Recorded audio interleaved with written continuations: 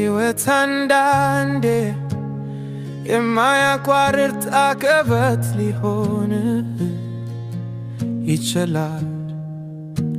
የያዝከው ሁሉ ሲተንህ የደከምክለት ሳይሳካ ሲቀር ወይም የቤተሰብና የኑሮ ኃላፊነት በትከሻ ላይ ሲከብድ ተስፋ መቁረጥ በደጅ ሊቆም ይችላል። ነገር ግን ልንገርህ፣ ውድቀት ማለት ፍጻሜ ማለት አይደለም።